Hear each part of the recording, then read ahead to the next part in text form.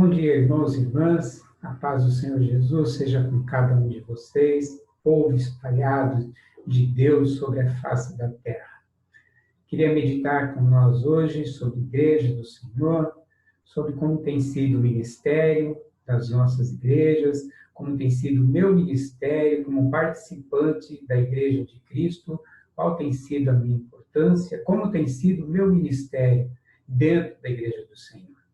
E para isso, queridos amados, eu queria convidar a vocês para que pudéssemos meditar na palavra de Deus.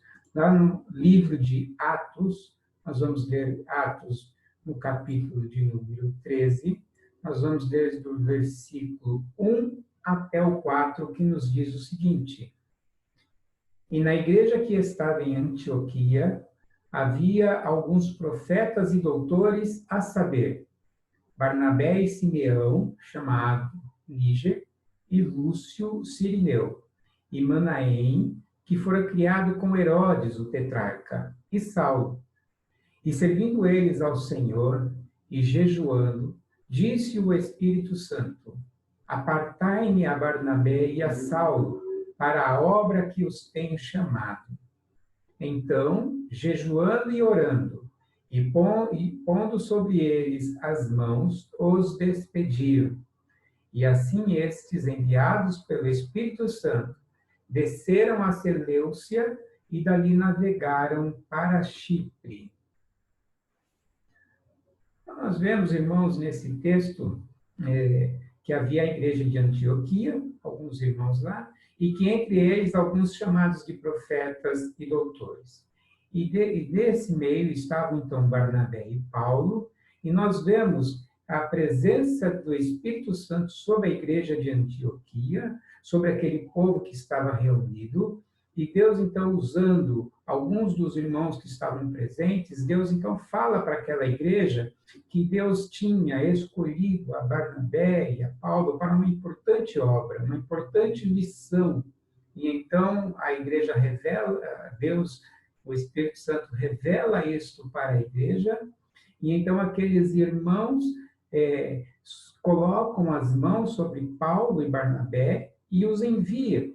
E esse envio é de suma importância para nós, como cristãos ainda hoje, porque foi assim que a palavra de Deus foi se espalhando, tanto para a Judéia, Jerusalém, e foi se espalhando o mundo afora e tem alcançado as nossas vidas até os dias de hoje. E sobre este modelo de missão, eu queria destacar dois pensamentos em relação a nós como igreja hoje, né? Sobre este envio do Senhor, sobre a presença do Senhor na igreja. O primeiro ponto que eu gostaria de destacar, que eu aprendi com a igreja de Antioquia, é sobre a unidade de fé. O texto diz que a igreja estava jejuando e orando.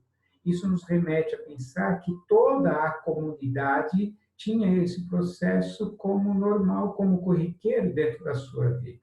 E aí, então, por esta dedicação à convivência do Senhor, o Senhor derramava do seu poder sobre eles. E ali, então, ele ia levantando homens e mulheres cheios do Espírito. Isso por causa da unidade da fé. O livro de Hebreus, no capítulo 11, no seu versículo de número 6, a palavra do Senhor nos diz que é necessário que aquele que se aproxima de Deus creia que Ele existe. E a gente enxerga na ação desta igreja de Antioquia, que a igreja é uma igreja que acreditava na presença de Deus. Quando a igreja está em unidade, acreditando na presença do que Deus ainda faz hoje na vida da igreja, é uma igreja que se movimenta, que tem os seus objetivos para anunciar o Evangelho de Cristo.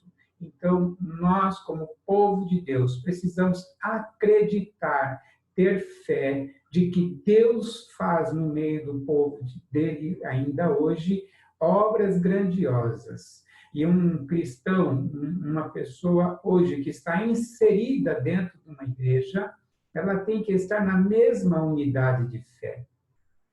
Nós não podemos, como cristãos, participar de uma igreja e não se envolver pelos processos que são elaborados, pelos projetos que são desenvolvidos por nossa comunidade de fé, porque é por intermédio destes projetos, destas ações, que nós demonstramos a nossa fé de que Deus está fazendo, de que Deus está operando. E desta forma, o Espírito Santo de Deus vai se movendo no meio da igreja e vai realizando a sua vontade em cada detalhe, em cada projeto. Nós podemos ver o mover de Deus na vida da igreja.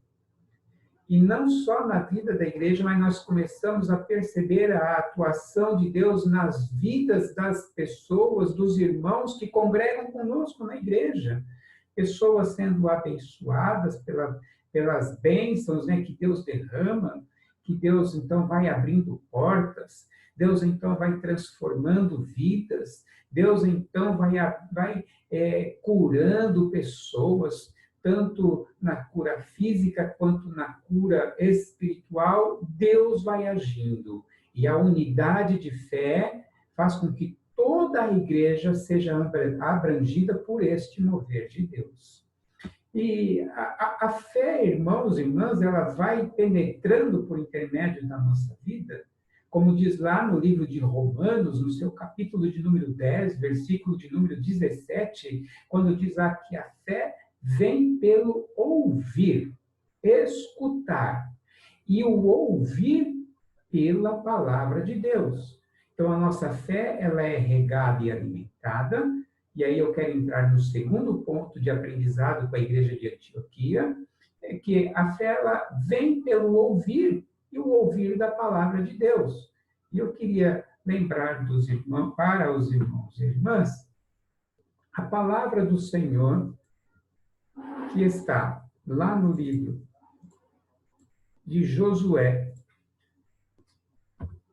no capítulo de número 1, versículo 8, que Deus disse a Josué o seguinte: não se aparte da tua boca o livro desta lei, antes medita nele dia e noite, para que tenhas cuidado de fazer tudo quanto nele está escrito.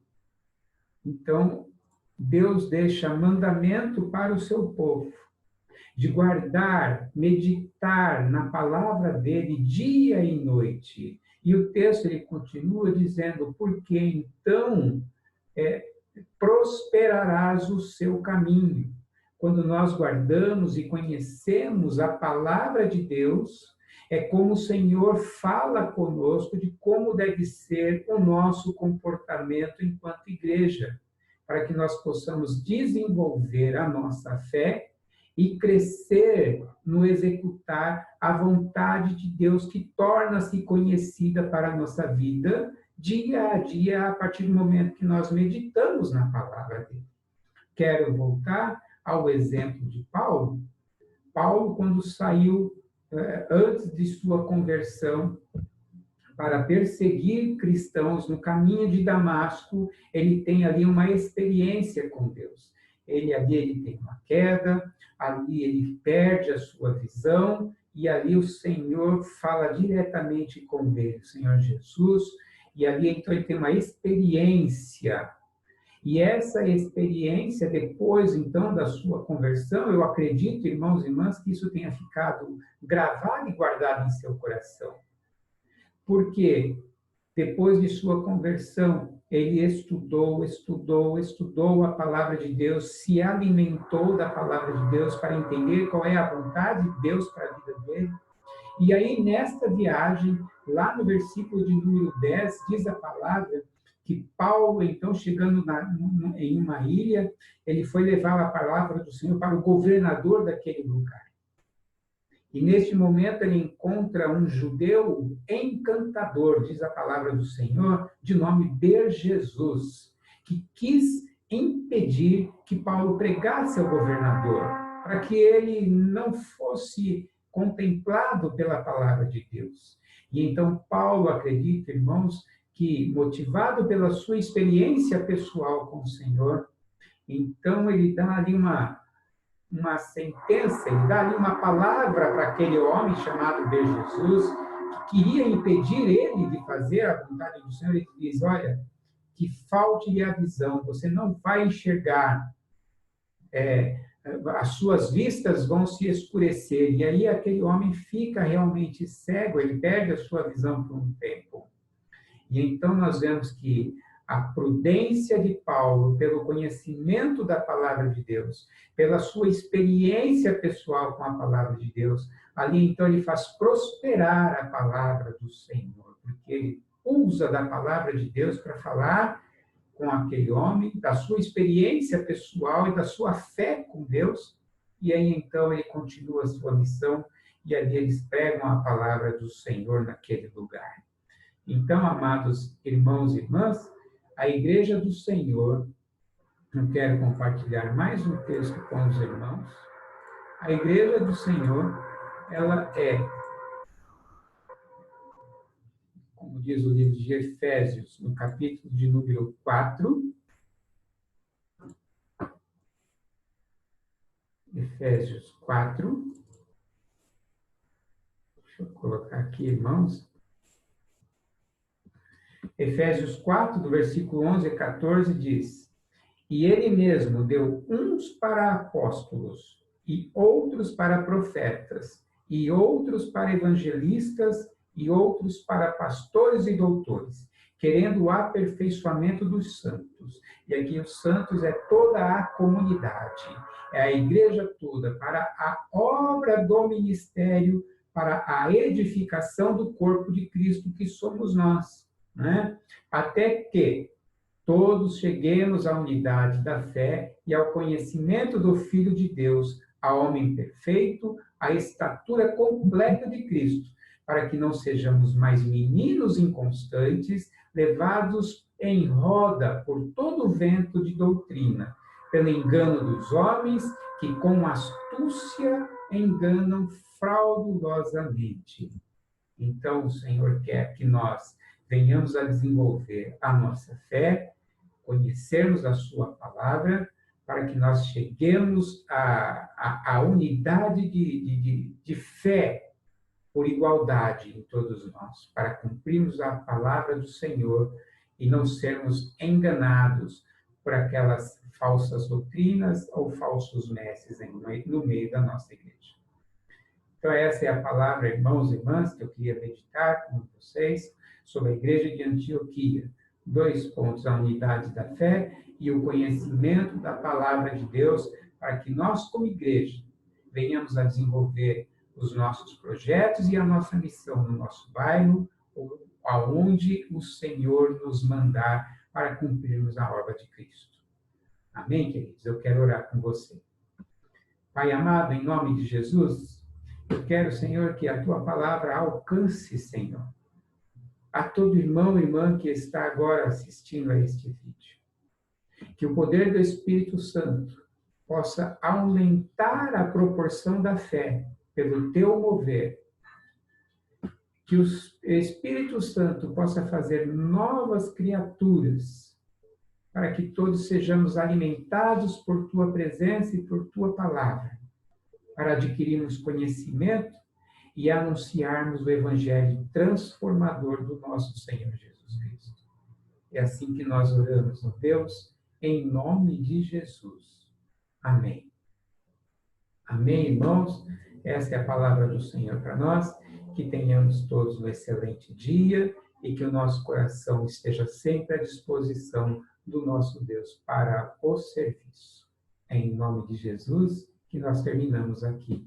Amém e amém.